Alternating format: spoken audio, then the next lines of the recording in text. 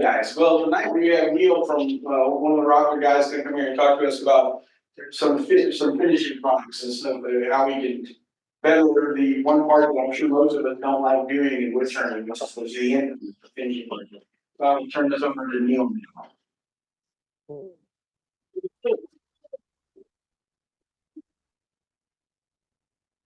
So let's make sure this is working. Everybody hear me fine? Is that good? Well, how I want my product to look when it's done. So I kind of do this as a sample. So in this case here, I've got some different finishes on here that you can take a look at, which are going to be what I'm going to be talking about today, because you can see what they look like on a lighter and dark wood. I'm going to work mostly with the walnut that I have here. This is just some material that I've gotten out of some scrap that I have at home. For the purposes of preparing this for the finishes I'm going to be working with today, I've just planed these with a smoothing plane and then gone over with 400 grit. And that's all I've done. Okay, so you get a sense for how smooth those are for what I'm starting with. And I've done that for all the pieces that I have up here. Like I said, I've got some walnut I'm mostly going to work with. I've got a piece of mahogany here.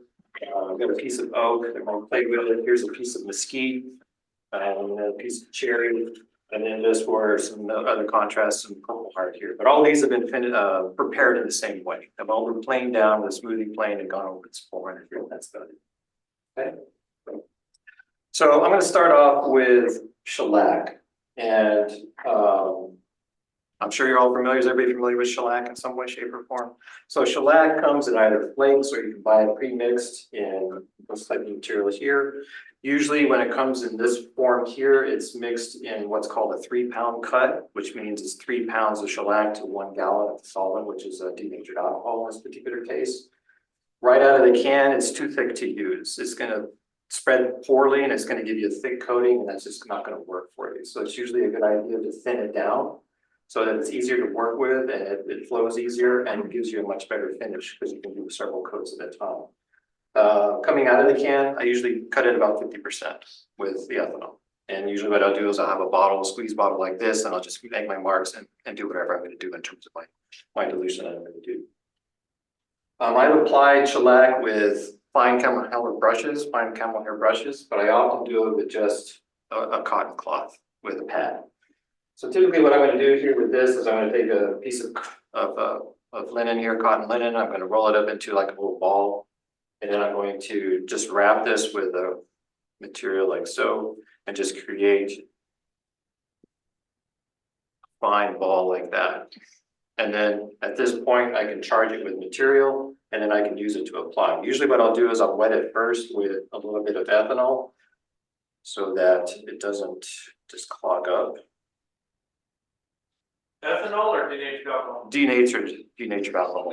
Ethanol, same stuff. Okay. And then I'll charge it with some of the shellac mixture that I mixed up. And again, so I'm taking this directly out of the can, and then I've diluted it 50-50 with ethanol. Okay, so I'm just going to charge this up. And you don't necessarily want to soak this, but you do want to get it so that it looks kind of moist and so forth. And this will take quite a bit because it's brand new. And then I'll just take a piece of wood here that I'm going to work with. So this is walnut that's being passed around, and I'm just going to wipe it on. Like so, with good easy strokes, just like that. And what's nice about shellac, because it's got this ethanol carrier, is it's going to dry fairly quickly. It'll be dry to the touch within just a few minutes, which is nice from a finish perspective. If you want something quick and easy to put on there and it gives you a nice look, shellac is a good thing for that because it's quick and you can do multiple coats. So we'll let that dry for a few minutes. Now shellac, it has some interesting properties. It's a naturally derived material, but it's one of those things that can be used not only for a finish, but it often gets used as a wash coat, as a way to even the finishes that you might want to put on top of it. And what's nice about shellac is that it will bond to pretty much anything because you use the unwaxed version of it. Now you can get shellac in 2 versions, some that has a little bit of wax left over from when they manufacture it. But if you get the de-waxed version, you can use it as a wash coat, and then you can put pretty much anything else on top of it. So everything will pretty much adhere to it. So any varnishes, some of the other things that we're going to be dealing with, like lacquer and so forth like that, will all stick to it. It's also another good material if you're doing multiple different layers of different colorants and other types of dyes and so forth. So put shellac coats in between to kind of keep things from bleeding into one another. And shellac is really good for doing that. All right, so you'll see here now, this is dry and some is still pretty smooth. As you put more coats onto it, it might build up and get a little bit bumpy or furry, as I heard earlier.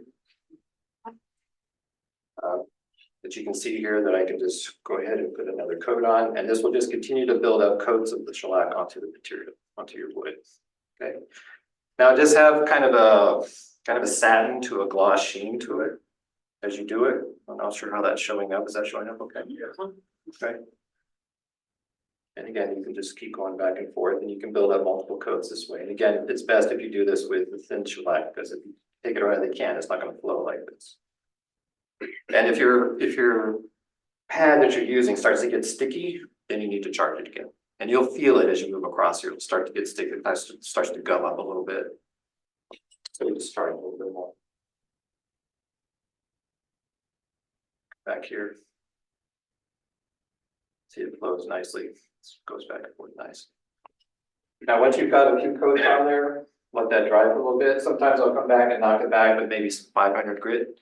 And I like to use these foam back types of pads for sanding, because then that way you're not putting too much pressure in one particular area. It helps to spread out the pressure as you're going across it. But once this is dry, once it's not cool to the touch, then you can come back and sand it, kind of do a light buff out on it. You'll get some material on there. And that's what you'll end up with. And you can come back and put more coats on if you want.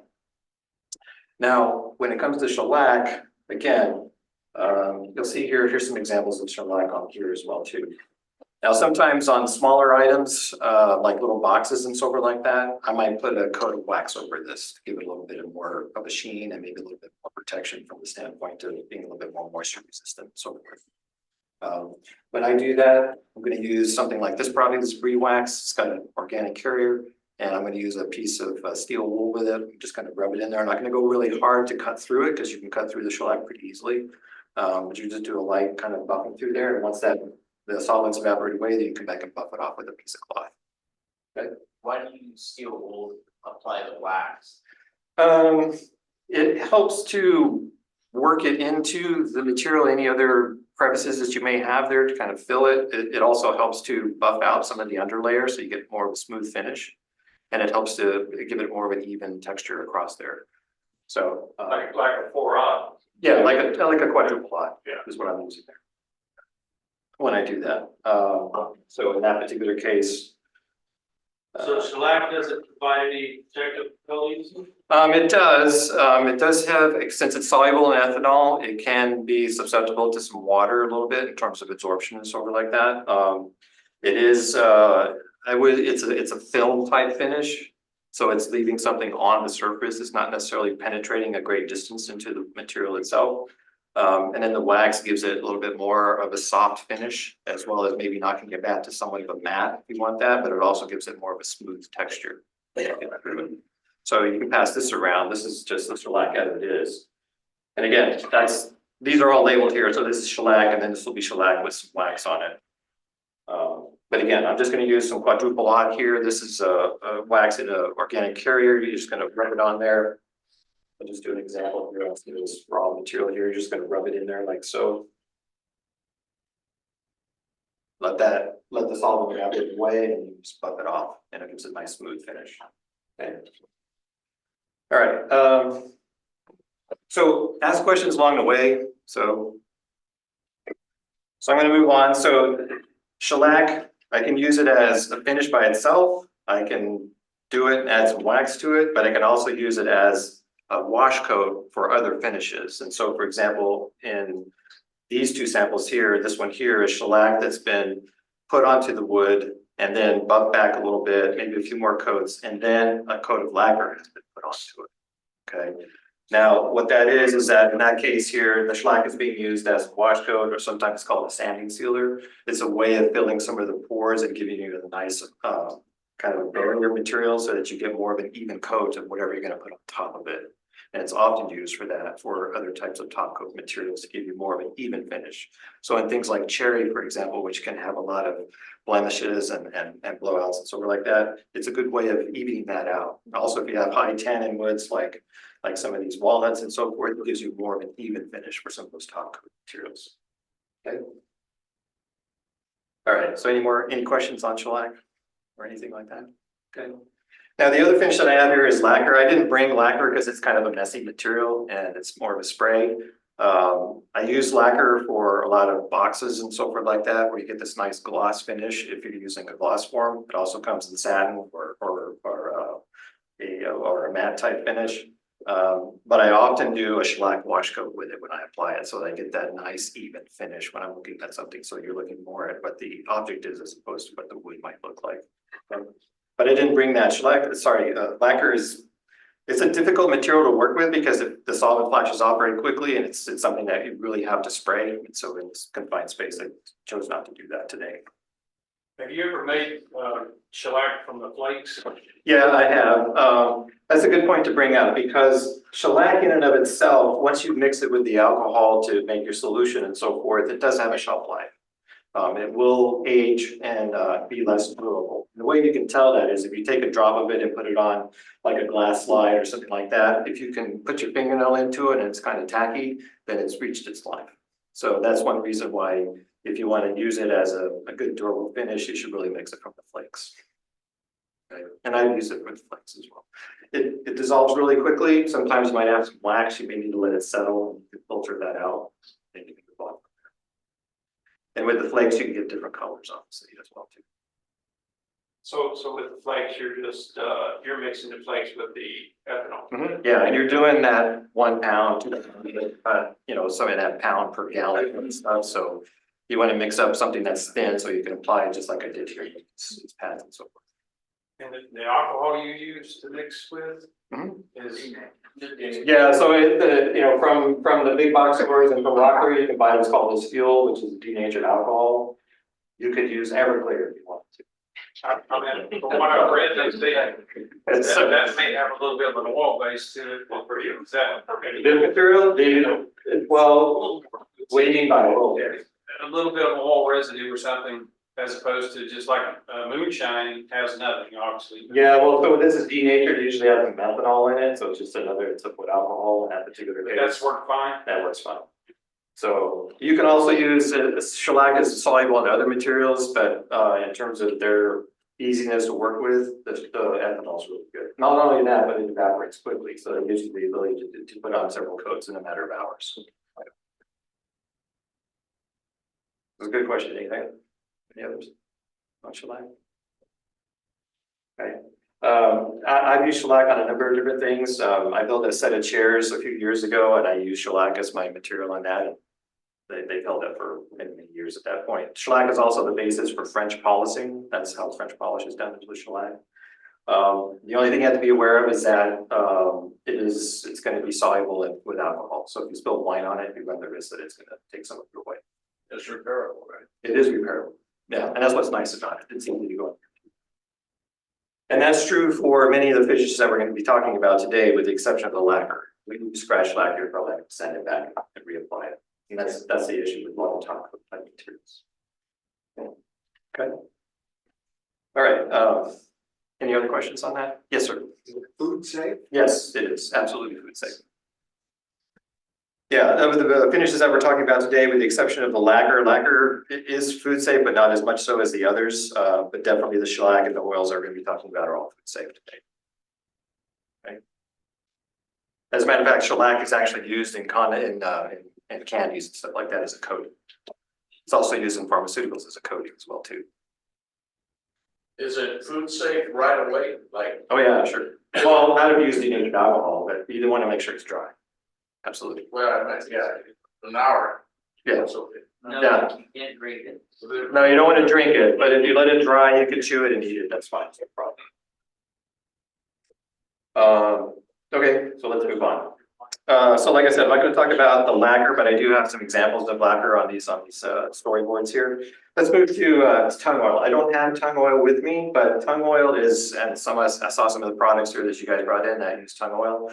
Tung oil is a very good natural based oil that is derived from the tung tree.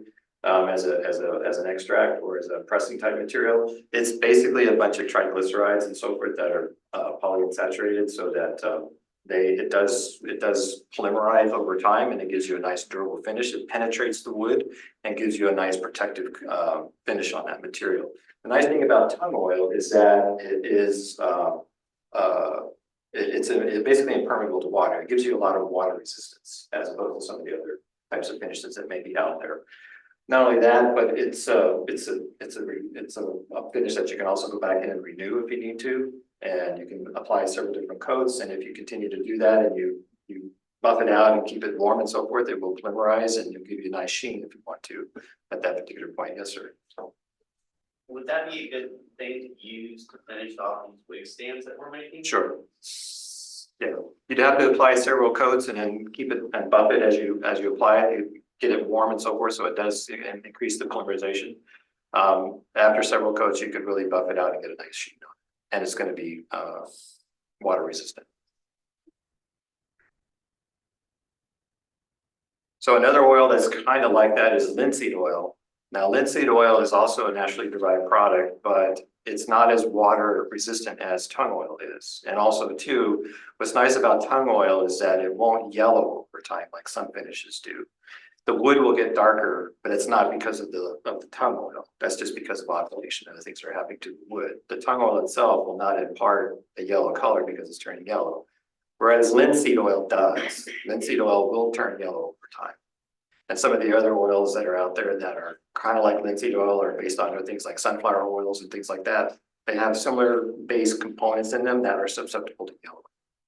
And the thing about linseed oil is that it's not water, it's not a good water barrier. As a matter of fact, it's actually susceptible to actually mildew if you put it outside. So if you got something you're going to put outside, I would recommend tung oil as opposed to linseed oil, because one is going to be resistant to water, and two is going to be resistant to mold buildup. And if you put the linseed out there, it's going to be less susceptible to water. It's going to be more susceptible to water, and it's also going to be susceptible to mildew and mold. So you'll see sometimes when you do linseed coatings, you put it outside, you'll get mold and mildew on it. Where would you rank walnut oil? I don't know the answer to that. I don't know the chemistry of walnut. Because I know it polymerizes as well. Yeah. A lot of your natural oils are self-polymerizing, so sometimes they'll add drying agents to them to help promote that. But if you warm them up and keep them warm while you're trying to build them up and stuff like that, you're going to initiate some of that polymerization process, and that's what stabilizes them. Okay. All right. I know the answer to this, but for those that may not, linseed oil and boiled linseed oil, same thing? They are the same thing. The only difference is that as you boil the linseed oil, same thing with tung oil. You can also boil tung oil. What you're doing is you're pre-polymerizing the material, so the viscosity is going up as a result of that. So you may need to add some additional diluents such as mineral oils or things, or mineral spirits or things like that to give it a little bit more flowability. But you're basically increasing the molecular weight of the material, making it much more thick. And they will still continue to polymerize and make a tough finish as a result. You're just taking some of the steps away. Okay. Okay. All right. I'm going to move on to Rubio Monocote. I'm sure a lot of you have heard of this material. Anybody? Yeah, we've all seen it, right? Yeah. It's expensive. It's expensive. Yeah, I know. This is expensive stuff. Now, so these are part of these new materials that have been coming out over the past several years that are called these hard wax oils. So let's be clear. The base of these materials is mostly tung oil. Okay, so the chemistry involved is very similar to natural tung oil in itself. When they talk about it polymerizes and bonds to the wood, that's the tung oil doing that. Okay, let's just be clear. So when you look at these on the wood, so here's tung oil, here's Rubio with its maintenance oil, and then here's Odie's oil. All these materials are tung oil based. So when they on the wood, they look very similar. That's because their base is the same. Okay. And they're gonna carry those properties of the tung oil with them in terms of it being water resistant, bonding to the wood and give you some durability. And since they're penetrating oils, as opposed to a top coat material such as the shellac or the lacquer, they penetrate into the wood, they give it that more natural feeling to it, so it looks more like natural wood in many cases. People like that because it looks more natural. But it's susceptible to wear, but they're easily repaired because you're not trying to knock back your top coat. You're just adding more material to it. Okay. So that is the benefit of a penetrating oil, particularly if you're dealing with things that might be exposed to water or maybe outside and things like that. So that's the difference there. Okay, so you can use the Rubio Monocote as its primary component. It will cure over time, but you can also add their accelerant to it, which reduces the curing time. And these are mixed in a ratio of 3 to 1, which is why these cans are so much different in size. So let me go ahead and mix some of these up.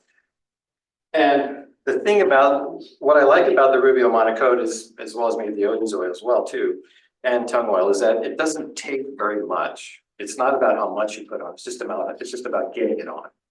So, and since we all know this is expensive, you don't want to use very much, because if you mix up more than you need, then you're like, what am I going to do with all the stuff that I haven't used, and it just ain't out of cost. So I'm going to mix up a small amount of this, and I just mix this up, and in this case, I'm just going to use a paper cup that I couldn't have. And mix that up. Now, it is a good idea to stir this material because it does separate. So I got my trusty stir stick, but you can, this is the, by the way, Rubio has many different color variations and so forth. This is the pure material. And pure is what you want to use if you want to retain the natural look of the wood.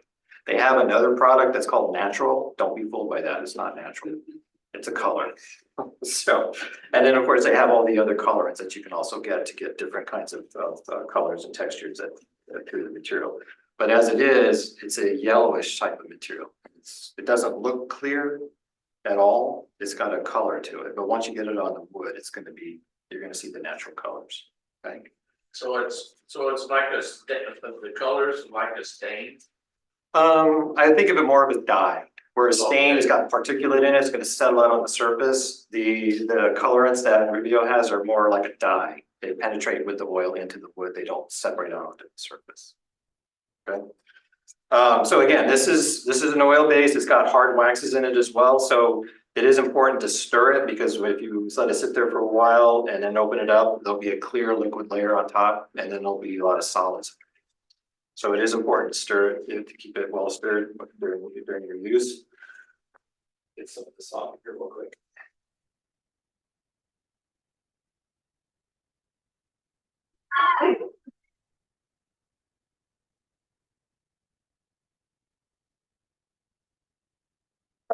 So I'm just going to measure this out with the smallest one I can possibly use.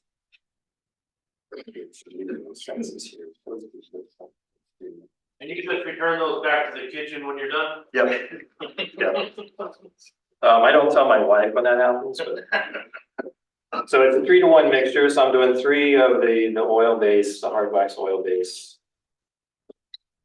And definitely don't want to get these things mixed up. So I am going to clean this off before I leave it.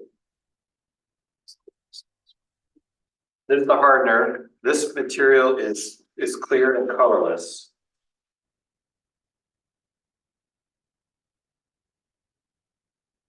What, you get the top down? Oh, sorry, sir. So you can see it right there in the middle. What is the hardener?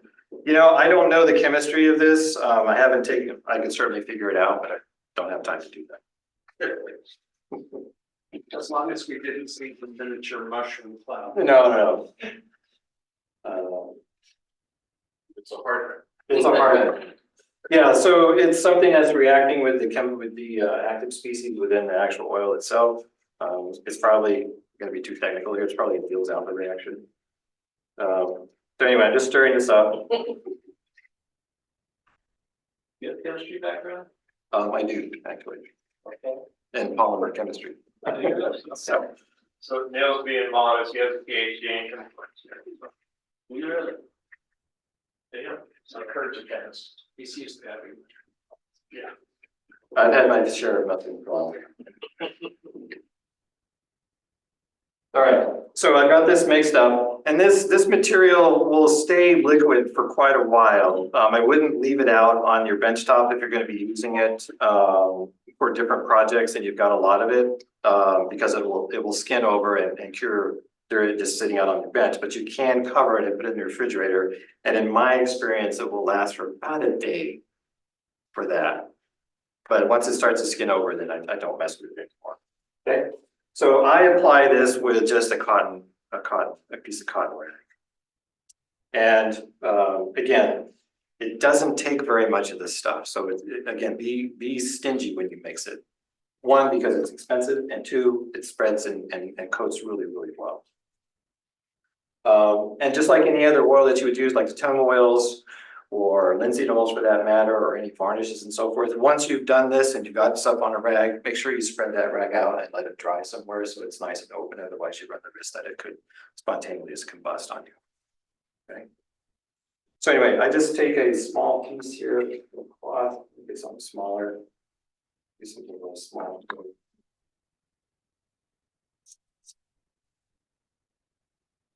And I'm just going to fold this up. So I've got something that kind of looks like that. Okay. It's very simple. So I'm just going to, let me get a piece of wood. So this is one of those wipe on, wipe off types of things.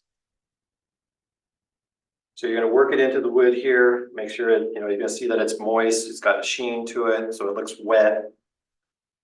So I'm just working that in there. You can add more if you want to, but at this point, it's not really necessary. It's just about getting it on there. And you can see that it's still got this wet look to it. You can also look around the edges here. You can see how it's kind of soaking into the material, into the wood. And you've got about, it's one of those things that if you're doing something large, like say this desktop here, you want to work in sections, because after about maybe 5 to 10 minutes, it starts to tack up. At which point it's going to be really difficult to rub it off. So once you have it on here, it's a matter of getting it rubbed back off. Otherwise, you're going to be using a lot of elbow grease to get it off. Okay. And like I said, you can use the Rubio just as it is, or you can add, in this case, the accelerator that I have. Now, the thing about the accelerator is that essentially, in my experience using the Rubio Monocote with the accelerator, I can put this on, rub it off, and it's ready to use. It's dry to the touch. It doesn't smell anymore, and it's got a nice look to it. Okay. So once this is on here, then you want to rub off the excess. So again, just take a cotton cloth, and like with any other oil, I put it on mostly with the grain, but I'm going to remove it against the grain. Okay. And I'm just going to rub it off. And so cure time versus hardener and not hardener? Yeah, so without the hardener, it's like, I think they say it's like 1 to 5 days. With the hardener, overnight is good enough. That's been my experience. Going against the grain, you're basically trying to rub it more into the grain. Well, I'm trying to keep from taking it out of the grain. Okay, kind of help it fill the grain a little bit, so you still maintain that smoothness. So I'll pass that around. So that's it. That piece is done for all intents and purposes. How many coats do you have to put on? One, that's why it's called a monocote. There you go. Have you used any of the Nano 3 protective? You ever watch Whitetail Studio? Yeah, I know what you're talking about. I haven't used those. I know what you're referring to. Yeah, here, you can pass this around too. Don't drink it, that's for sure. It's not a shooter. It's not a shooter. So you can, once you have the monocote on there and it's cured, however you want to cure it, then you can also continue to buff it out, maybe get a little bit more of a sheen to it. But it's basically going to remain kind of like that, because I call it kind of between a matte and a satin type finish. Okay. And you can see that on here. This is about a week old. Maybe it's a little bit hard to see, but it's got a little bit of a sheen to it in this particular one right here. Here it is on some maple. Can we get a top down, please? Yeah, sure. Sorry. Okay, so here's the Rubio Monocote, just as is. So they do offer some additional products. They have this maintenance oil, and this is one thing that they sell, and as an add-on, so forth, to further protect the material and to keep the material in a good state. You can use this material to give it a little bit more of a sheen, and that's what this one here is. This is the Rubio Monocote with the maintenance on top of it. So after it's had a chance to cure, so in this particular case, I let it sit overnight. And then I just came back with the maintenance oil and rubbed that on there. And it's a little bit difficult to see on here, but it does have a little bit more of a sheen to it. It's a little bit more pronounced on this maple here. You have to buff it up and all. It's the same application process. You put it on there, and it's one of those things you want to use very little of it. Because they sell, I think they only sell it in this, right? So it's very little at a time. And again, it's a wipe on, wipe off type of thing. You just buff it until it appears dry, as it were. Okay. Is that one of those similar to what Black Forest and trying to sell where you like put it on a little sponge and put your little stripes and stuff like that, same basic thing? Yes. Are those good? Do you recommend them? I've used this. I've used this on everything that I finished with the Rubio Monocote because I like a little bit more sheen to it, and this does that. Okay. They've also introduced another product which is called Shine or whatever it is. Oh, yeah. Yeah, Sheen, something like that. I haven't used that yet, but that's something new that they've introduced to give it a little bit more of a shine to it. I haven't used it, so I don't know how it works. Something like that. But I've used this. This is one of the original things that came out when Rubio Monocote was introducing their products to woodworkers. And that's the other thing we should point out is that this has been around for a long time. It's been used in flooring for years. Okay, it's originally from Germany. They developed it there and used it in flooring. So from a durability standpoint, it's actually really good in my experience with the furniture and stuff that I've made with it.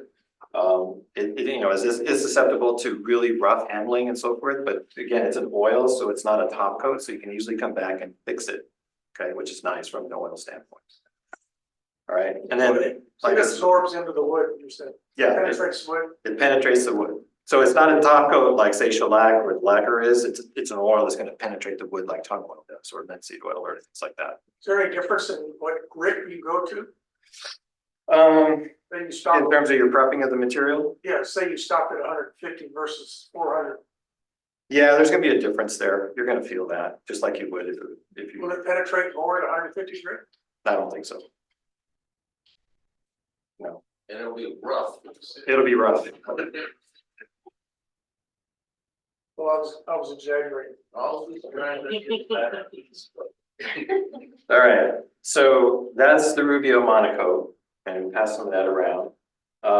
Let's move on to Odie's oil. This is another one of these hard wax oils that's come out on the market. It's been around for a while as well too. Like all of these things, like the Rubio, the Odie's, any other thing that they call proprietary that's polymerizes and bonds to the wood and all that kind of stuff, you can basically assume it's based on some sort of tung oil.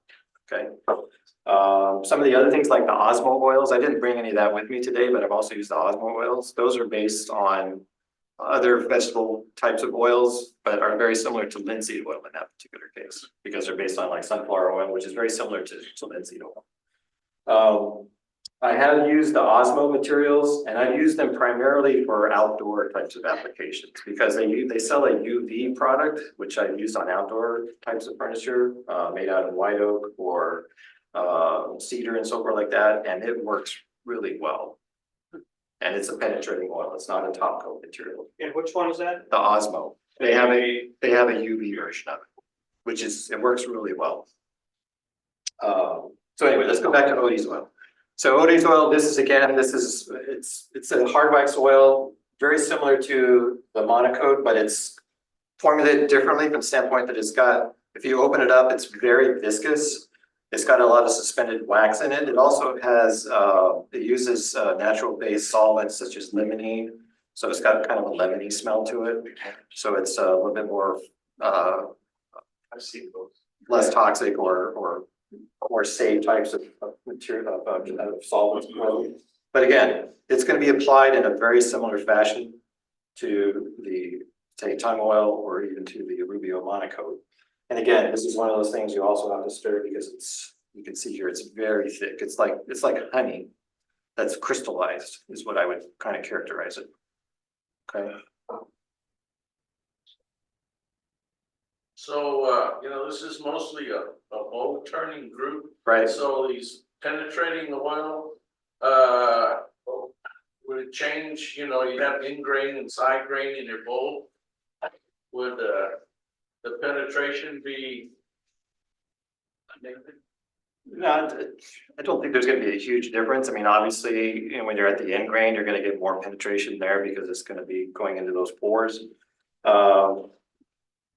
I don't see a big significant difference there. Okay, I was just thinking. Yeah, that's a good. Similar work. Yeah, it would.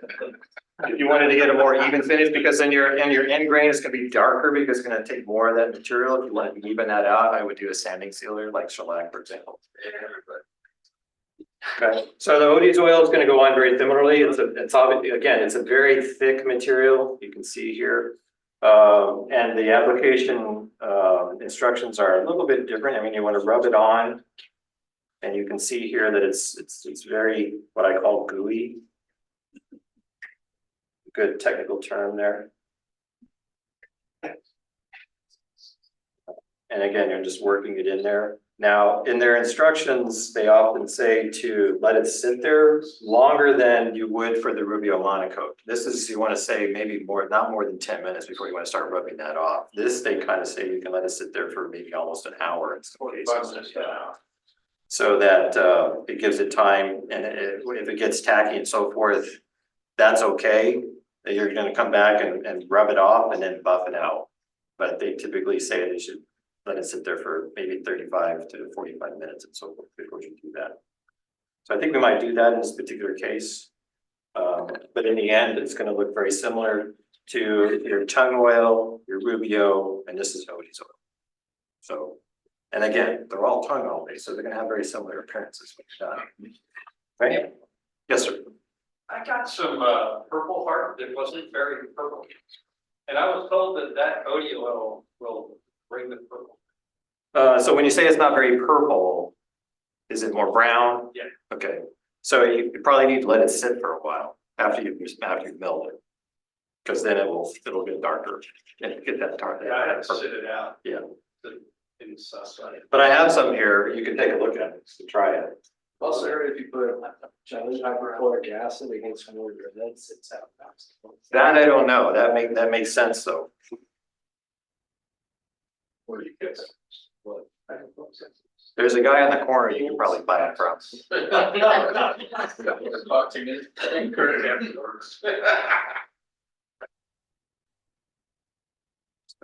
His name's Walter Clyde. Call me Heisenberg. So, Do you know that from overhead? yeah, sure. Sorry. Lift it up, yeah, off the table. Yeah. So that's just applied, so you can see it's got a nice wet sheen. It's definitely a thicker material that sits on top. But it is a penetrating oil, and the thickness is coming from the waxes that are dispersed in there to give it that hard wax component. But it is a penetrating oil, just like the Rubio Monocote and the tung oil. It's just got more things in it. Okay. If you fan that, I would. They don't recommend thinning it, actually. If you wanted to thin it, I mean, it's certainly your prerogative to do so. I would use an orange or a lemon oil to do that, which is really what they're using in here. It's a limonene, which is a lemon oil. So it's got a very pleasant smell. Yeah, it's a citrus-based solvent. Okay. But it won't penetrate the deeper. Probably will. If it's just like Watco. Watco's tung oil with a lot of mineral spirits in it. That penetrates really quickly, but you have to build it up and put more material on it. So you're going to run into the same issues if you don't. Is the price tag still on that Odie's oil? It's expensive. It's about, for the original, it's about $60. Yeah, this is That about jar- $60. That jar, if applied correctly, Will last.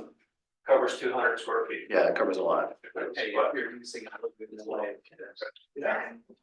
You should not be able to. Yeah, so like this can of, so as comparison, this is, I don't know what the price is on this, but it's probably similar to this, but I've had this for probably 5 years now. And I've used it on probably 25 or 30 projects at this point, big projects. I do tables and stuff like that, so.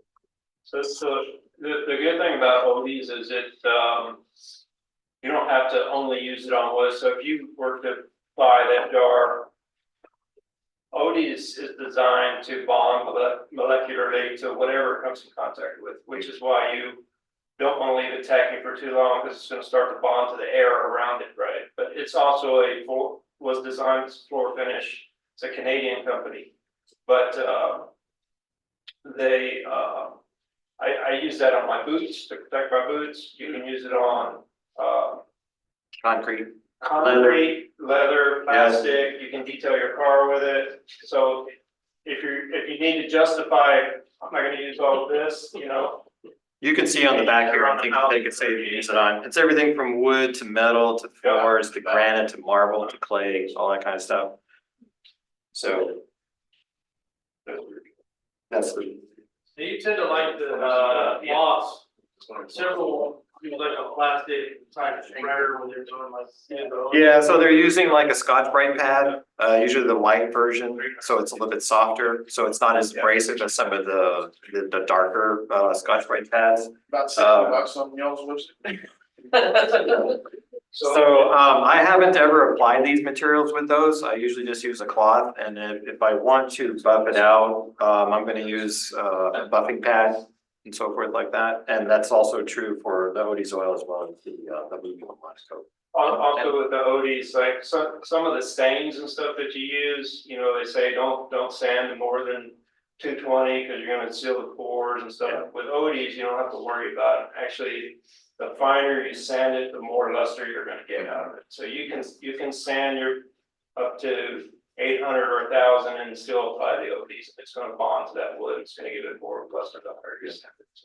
And that's true for a lot of finishes. The more the higher the grits you go, the more of a sheen you're going to get because you're getting fewer scratches that you're trying to cover up. How would it hold up as a finish for pens? I think it'd be fine. Yeah. Because again, it's like the tung oil and the Rubio, and the Odie's oil, they're all going to polymerize and bond with the material. So they're gonna be there for a while. And because they're tung oil based, they're going to give you a lot of moisture resistance. It may not, it's probably not going to be, it's not going to give you a lot of sheen, right? If you're doing pens, if that's what you're going for, I wouldn't use it, but. Yeah, if you want kind of a matte to semi-satin type finish. And so you see more of the natural wood as opposed to the top coat, which is going to look more like plastic as you get more thickness to it. Those aren't going to do. Durability wise, it's great. Yeah, no, they are. I know a lot of box makers use it, with turning box makers. Yeah.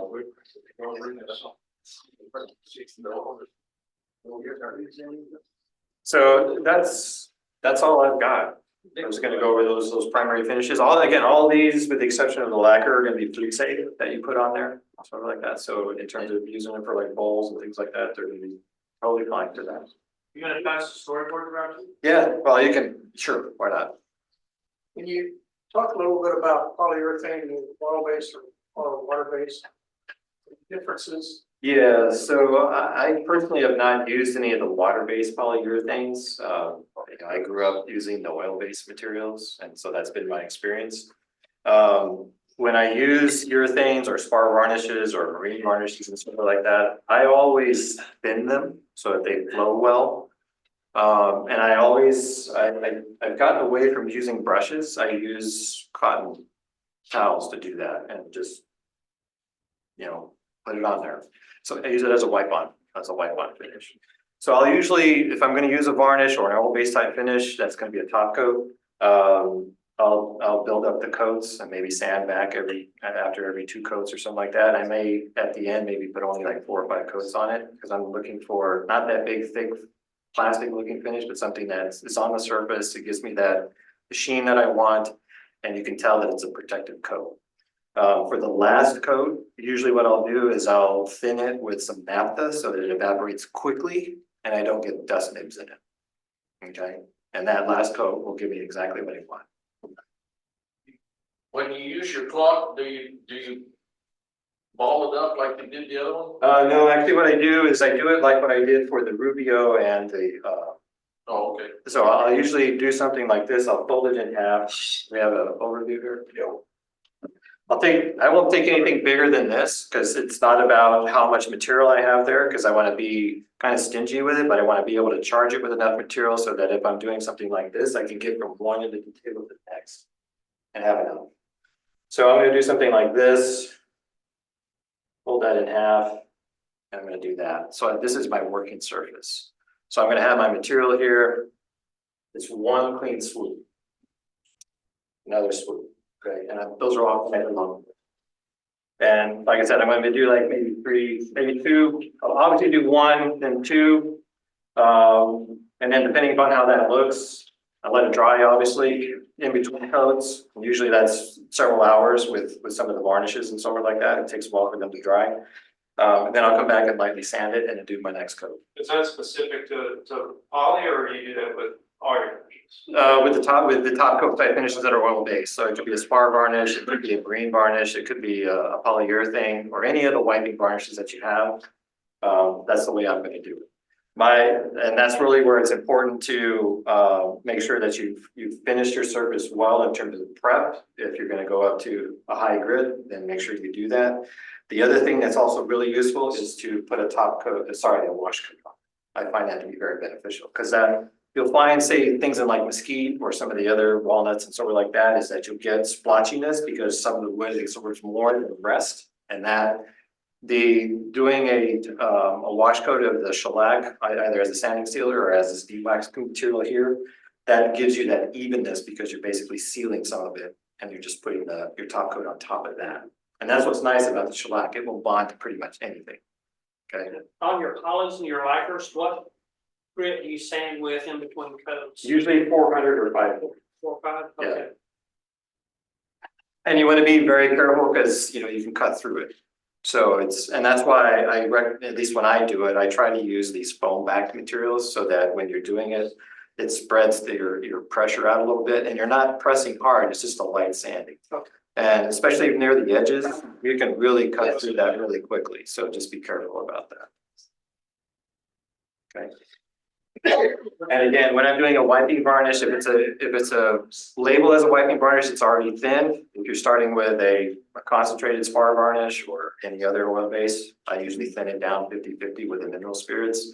And I'll do my several coats with drying and sanding in between if necessary. And then, like I said, on my last coat, I'll do that with a naphtha so that it goes on and it's basically dry by the time I get to the other end of the table. Okay. And that gives me a nice sheen finish. And that's also too, I typically try to build up my top coat finishes of varnishes and so forth using a gloss. And then whatever you want after that, in terms of your final finish, whether it's a matte, a satin, or a gloss, use that to do your last coat. Okay. So can you introduce bubbles when you use a cloth like that? No. I've never had bubbles occur. I get more bubbles if I use a brush. That's been my experience. And what about those, those applicator pads, those like Scotch-Brite type applicator pads? I've never used those. Right. If you're doing a big project, and you have to wait to put on additional coat. Are you using the same applicator? No, I just, I'm gonna take whatever applicator I had and I spread it out and let it dry and then never use it again. So I'm always taking a fresh piece of cotton cloth as my applicator. Whether you were like putting it, spread it out in a refrigerator so it's safe. No. So I always want to start with something I know what its history is. How about the Danish oil? On the Danish oil, that's a flooding type thing. You flood it on there, you kind of work it in. The nice thing about Danish oil, and I have to admit it's been a while since I've used Danish oil, but it's thin enough that you can sand it. And so during the application process, you can use a fine grit sandpaper, either 400 or 320 or maybe 500, so that you can work it in and spread it around, and it has a good long working time, but then you also have to take it back off. But that's a way to fill some of those pores if you've got an open grain, open pore type wood. Like some of your walnuts or definitely your oaks and things like that. It's a way to help fill those in and give you a more flat, more sheeny type surface once you get to your final coats of that material. The sheen doesn't last, like even if you buff it. Right. Yeah, but you can put a wax top coat on it too, and that will help keep the sheen. Yes, I have sir. a question on the Odie's oil. What's the shelf life of it? Forever, as far as I know. So it will, because once you open it and it's exposed to oxygen, it will start to age. I think I've had one jar probably for a year and it's still good. They recommend that if it's gonna sit for a long time, there's this, what's that? You can use, Oxygen. yeah, there's a product that we have at the store called Bloxygen. You've probably seen that. Oxygen. And so basically that's a can of pressurized argon. Yeah, Okay, basically that, well, it's a heavy gas, it's a heavy noble gas, and so it will displace oxygen out of the container, which is basically what's causing the stuff to cure over time. spray that in there, put the lid back on it, takes Yeah. oxygen. The reason I asked is I've had some for 5 or 6 years. I tried it and couldn't make it work. Yeah, a little too What I'm thick. doing Now I do, no better, but I wonder if it was any good, so. Yeah, well, so once you open it, I mean, you are exposing it to the ambient oxygen that's around, so that's what's causing it to cure over time. So again, to stabilize it, to help it have a longer shelf life. Serve really. Yeah. What you get. The other thing you can do is store it in your refrigerator. Just keep it closed and store it in your refrigerator, keep it cold. That slows everything down. Sits on drive in Texas heat. That'll work too, just not as long. So, on your tables, what are your thoughts on finishes like Armor Seal? I've used Armor Seal, so the choices that I'm thinking about when I'm putting a finish onto a product, say at a table or anything else for that matter, is what's it gonna be exposed to? And what kind of rough and tough things are you gonna be subjected to? So if it's something that is gonna be exposed to, you know, a lot of traffic and dinging and so forth like that, I might want to use a top coat with the caveat that if it gets really scratched, I'm going to have to really knock it back and start over basically. Whereas if you're dealing with an oil, the issue there is that you can just reapply the oil in a place that got dinged up and so forth, and you can usually repair it fairly easily. The other thing you have to think about is, you know, what's going to be put on it. So, you know, if it's going to be hot items and things like that, then you definitely want to pay attention to what that finish is, so that if you put something hot on it, it's not going to damage it. So, So the Odies and the Monocote, as it cures, is it a chemical reaction? yeah. Yeah, it's basically, it's forming a bond with any substrate that it's going to come in contact with that has reactive species. Wood is full of cellulose, which has got all kinds of things that would like to react with stuff. Concretes, leathers, all those types of things, all have things in there that it's going to want to bond to and create a bond with, and then it also bonds with itself. So it's creating a chemical bond to whatever substrate, but it's also cross-linking itself and creating a polymer, a cross-linked polymer. So it becomes durable at that point. So when you put it on your boots, are they kind of waterproof now? No, but they look good. If we ever get some rain, I'll let you know, but it really darkens them, like I had, you know, regular, real light leather colored boots and it darkened them and it stayed that way. It doesn't feel like, it stays real supple, you know, so it, whatever the leather felt like before you put it on there, it's not gonna change that. It's gonna, if it's a belt or whatever, it's still gonna be supple. I think it gives it some protection against water. I don't think it makes it water. Yeah, I don't think it makes them waterproof either. I think of Odie's oil has kind of got that same consistency as does like bag balm and stuff like that that's used on leather to help protect leather. It's got similar things in it, quite frankly. Saddle soap. Yeah. So in your next project, and you have only the Odie's oil or the Rubio monocoats to pick from, which one would you pick? I would go with the Monocote. I'd go with Odie's. Thanks a lot, guys. All right, so this has been on here a few minutes. It's still tacky and so forth. It's also, I can still move it around, but I'm gonna go ahead and wipe this off so you can get a sense for what it looks like after I wipe off the excess material here. It's very tacky. It takes a little bit to get it off. But once I've got the bulk of it off, then I can go back in here and kind of really rub it out. And you can see that it's tacky. Is that the Rubio? No, this is the Odie's oil. This is the Odie's oil. And so once you get this off, you get the bulk of material off, you can buff it. You can get a power buffer if you want. You can just do it by hand. But this is just some simple buffing with the cotton cloth that I have in here. That's what you're gonna get. Overhead. Sorry. There you go. So here's kind of an example of what it was before. This is still wet. I haven't rubbed that off. Here I've rubbed off the material and buffed it down a little bit. Again, I went against the grain. So you get to the point where it doesn't feel tacky anymore. So I'm basically buffing it at that point. Yes. So that's what that looks like. That's beautiful. Here's that purple heart. So again, this is still wet. So I'm gonna take that off.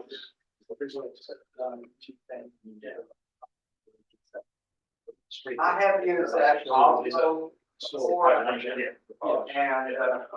I decided not to put a jar or screw the lid on and keep it. Yeah, Once you screw the lid on, you never can get it off. yeah, because that's true for a lot of these materials, is that they will continue to, I mean, once you expose them to air, you're basically starting that chemical reaction.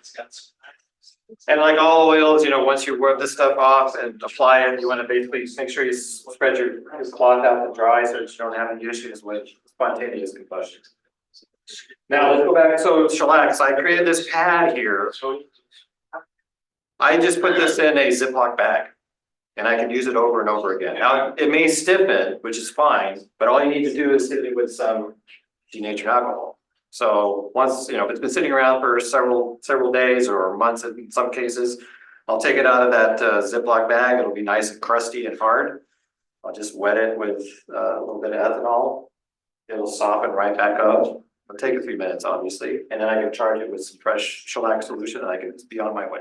We just get this off on the flanks. That's all you're doing. So like, for example, if I'm gonna use like a camel hair brush to get into some fine spots and sort of like that, I'll just set it aside and let it dry and just let it sit there. If I'm gonna use it, I'll just throw it into some ethanol, let it soften up, and then I can use it and go forward at that point. Where do you get the ethanol? You can buy it at big box stores, you can get it at our store, or you can just go buy some ethanol. On this purple heart. Yes. Odie That's Odie oil. Keep it at baby. In my experience, it doesn't. Also, Yeah, no. what was the question? Does it keep the color? You need a UV stabilizer. It's UV that causes purple heart to go brown. Yeah. So Odie's does make a UV. They have a different oil. It's they call it super duper oil. And they also have a pigment that you mix in it that's I forget the term for it, Neil, but it's like natural earth materials, right? Okay, it's like an oxide. Yeah, so when you mix those, you mix the pigment with the super duper oil. Yeah. Then it gives you like 100% UV protection. You can do it on your patio furniture and stuff like that. We don't sell the pigment in our store, which we did, but you can't get Odie's to be UV resistant. So there's an extra step. How come you don't carry it? We used to. I don't know what happened to it. We had the small can of Minwax, and I don't know if they're just out of stock or. Are you talking about the wax or? Yeah, the wax. Yeah. Woodcraft doesn't have it, you don't have it, Home Depot doesn't have it. Yeah. Has it? Yeah, there'd be. Lowe's have it. Yeah. Min Well, wax, it's face wax? The face wax. I got a whole big display. Trying to put them on the spot. Yeah, I mean, I got the black for you. It's all around the order. Yeah. So I have other woods here, if you all want to try some of these, see what they look like. I didn't do them obviously, but I've got some oak and some mahogany and some green and some ski. So we do have obviously extra materials if you want to try them. What do you normally use on mahogany? Well, to be honest, this mahogany, I make electric guitars as one of my things, and so I'm using lacquer on. I'll do a wash coat with shellac to kind of seal it up and give you more even finish it, and I'll put several coats of lacquer on it if my guitar finishes work. That don't feel the grain in it. Yes. Is there any finish that you won't over wax shellac? Is there any finish that I would not know? No, it's pretty much compatible with pretty much everything, including itself. I've got good results from it. Yeah. No, in terms of being a really quick finish, it's really nice. And then again, in terms of getting even finishes and filling grain, it's a good material for I've that. never thinned it, but I will start.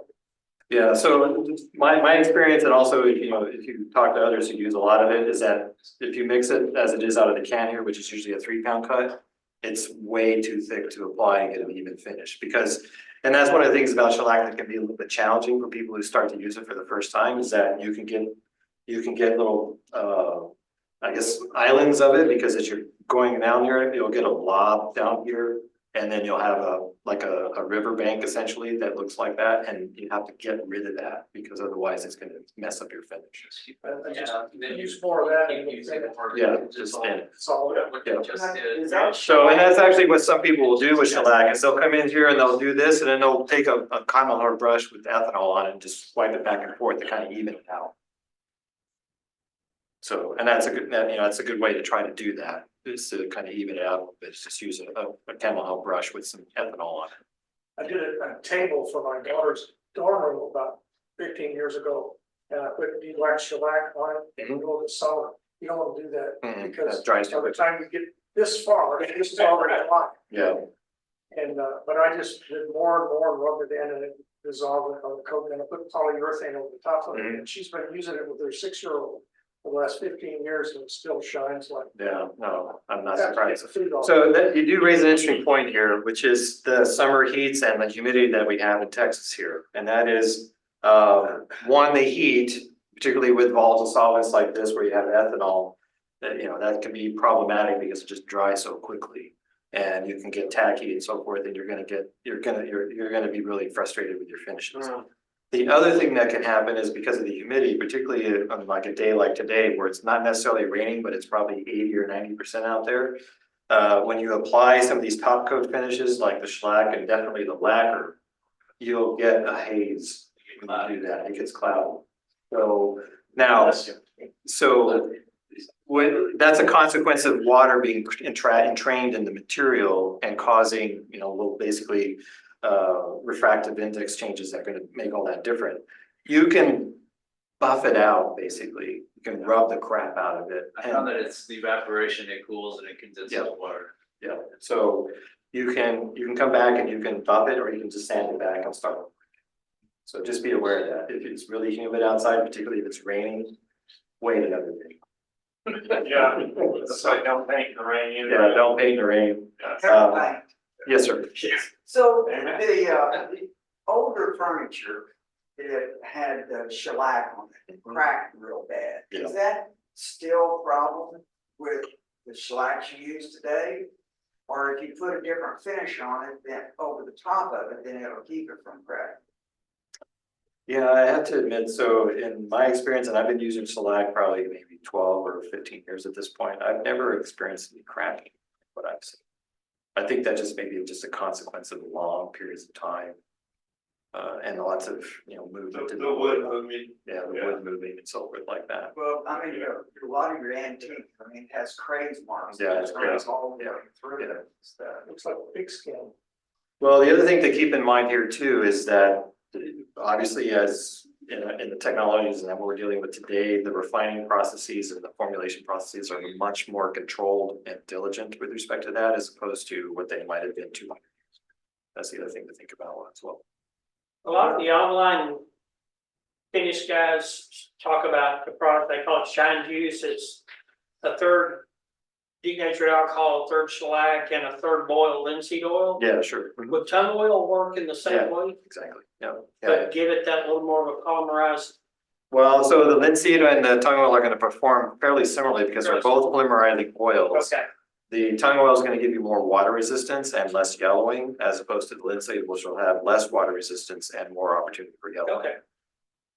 What would be the purpose of mixing those three together? Why not just use tung? Well, so there's a number of different reasons for that. One is it's what you're changing basically the stiffness of the material. So shellac is what I would consider to be kind of a brittle finish, whereas the tung oil is going to be more of a pliable finish. So adding tung oil to the shellac is going to give a bit more pliability. So crazing might be less of an issue if that was going to happen. In terms of going the other way, adding shellac to the tung oil, I have to think about that one. But I think you're just giving it some different properties essentially. And obviously, as you add more shellac to it, you're getting more of a top coat as opposed to a penetrating oil. Do you know what kind of finish Thomas use on all the furniture? I do not. I do not. No, No. It's beautiful. I was just wondering, so it's like a money. Yeah, I don't know. So, and there's lots of different oil formulations. I used to use what was called the Maloo finish for a number of years, which is a combination of tung oil and varnish and something else. I forget what it was. There's 3 components in that.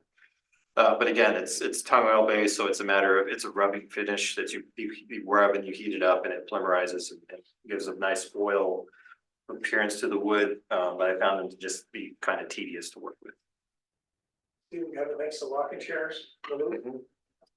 Yeah, I mean, it's a nice, it's one of those things that invite you to touch it, but it's a hard finish to work with. And it's actually, you've got the 3-part component, and then there's another part that you do after that to do over it, which is a combination of linseed and varnish and wax. So it's, I use it several times. It does look nice, but it's kind of tedious. And but in my case, it's about building, getting it ready. And by the time I'm finishing, I want to be done with it. So, yeah. I'm sure we're all in that boat sometimes too. You've done the fun part. Yeah. So it's true the same year. Now, I'll also say too, when I build stuff, I try to pre-finish before I assemble. I do a lot of pre-finish so that I'm not dealing with nooks and crannies and then missing my finish and stuff like that. So I do a lot of pre-finishing before I assemble. Oh, correct me if I'm wrong now, but I had heard that there's pure tung oil, and then there's tung oil that people put out there that's been cut with other stuff that, so you want to finish. Yeah, Finish. there's a lot of adulterated stuff. So I know the real paint company has pure tung oil, that's what we carry, but are there other ones that you would just say, I know this to be good tung oil, pure tung oil? Or does it just need to say pure tung oil? Well, I haven't had the experience, but I have read where even things that say pure tung oil on it, it can be questionable whether or not it's actually or pure tongue oil, right, to be exact. Well, I use Minwax tongue oil to finish, and I read it doesn't even have any tongue oil in it. It's probably boiled linseed. It's probably true. So anyway, but I've also heard that pure tongue oil takes a month of Sundays to get hard to pure. Yeah, and that's where, you know, rubbing it and heating it up while you're doing it will help that process. So how do you It's hand rub, that's what hand rubbing means. Well, when it's on the lathe. Yeah, you're just, fireplace for a while? yeah, when it's on your lathe, you're just there with a cloth and you're just, you know, holding it down. But also I found that a brand new can in a very dry day dries like that. Oh, yeah, sure. But when then it gets humid Mhm. and it's, Yeah, so you know, the water is just gonna wreak havoc on a lot of stuff. I don't know, I've started keeping it in stop loss bags Mm-hmm. and it seems to work a little bit better, but it's a pain in the ass. Yeah, well, like any reactive. Easy to get it in, it's just that you gotta roll the thing, squeeze all the air out. Yeah, that's where using some of these argon containers works really well. In my experience, I personally haven't used the block system because quite frankly, it's expensive. It's overpriced for what it is. You can buy the same material that's also used to protect wines. Yeah. And it's about a third of the price for 2 cans. Okay. Now, when you get these cans, they don't feel full, they feel empty. Okay, Yeah. they don't feel like a can of paint. Yeah. They're very, very light, but they're full. So, but anyway, I've had good experience with, and you know, we use this argon in my chemistry experience to help protect your reactions from other contaminants, to include oxygen and all that kind of stuff. It works really well. And a little bit goes a long way. All you need to do is just do a quick squirt, and it basically is very dense gas, and so it's gonna be at the bottom of whatever you have, so it's gonna be on top of the liquid, it's gonna expunge all the oxygen that's in there. And I've had cans of varnish and so forth that I've sprayed with that stuff, and you know, 2 years later, you can open it up and it's brand new. Have you ever used any Daly's products? Hey, what now? Daly's products? I'm not familiar with Daly's that. clothing, they're on the west coast, I don't know that one. they're out of Seattle. And when I lived out there, they were known for the marine finishes. Oh, yeah. But I use a product called Daly's Profin. It's a white lime oil. And it doesn't seem to yellow as much as some of them. I don't know anything about the chemical makeup, but I've been using it for 40+ years on furniture and stuff. It holds up really well. Yeah, I don't know We that. tend to do that, right? Once we find what we like, Yeah. let's use that. Yeah. I did use a marine varnish for a number of years, mainly because I was restoring old houses when I was living down in the Monte Vista area here. And some of the marine varnishes, I forget the name of the one that I used, but it was a very good material, but it was like pouring molasses out of a can. So you had to thin it quite a bit to even get it on there, so. Yeah. Stuff I use is thin as water. Yeah. And it penetrates well and it doesn't yellow over time. I do a lot with maple and it just. So it still looks like me. Yeah. Yeah. Any other questions? What's your thoughts on super glue as a finish? I personally have never used it that way. That pen I sent around at the start of the meeting has about 8 coats of glue, super glue on it. So if you want to see how it turns out, that's what I use. Yeah, no, I can see where it could give you a nice glossy finish. It's going to be what I would term a fairly durable finish. It is a top coat finish. The thing about super glue is it's very brittle. Yes. So it will be subjected to chipping and stuff like that, as opposed to some of the other things like the varnishes and things like that, which could be a little bit more pliable. Plus, you gotta think about doing CA glue on a tablecloth, I mean, a tabletop, I mean. Yeah, no, 10 gallons of. I would never do that. That's why it's a good pen finish. Dinner and it didn't have to be well. But the other thing, so it is food safe though. Yeah. Okay, it is a food safe material, and the reason why is that Currently designing. it's a wound care product. Yeah. So they use it to stop, suture things together really quickly. So it's been used in the medical device field, which is where I play, for many years. So, but it is brittle. Okay, it is brittle. It's a horrible glue. Well, so the thing about super glue is that, as with most, I'm gonna get too technical here, but as with most adhesives, it's about not how much you use, it's about how little you use. So the bulk materials of that are really crappy. So it's very brittle, it's gonna be susceptible to shear forces and things like that, but if it's in a thin layer, it's a very good adhesive. It's just a lender problem. Yeah, some of the pins I turn are considered wound care. I'll have to write that one down.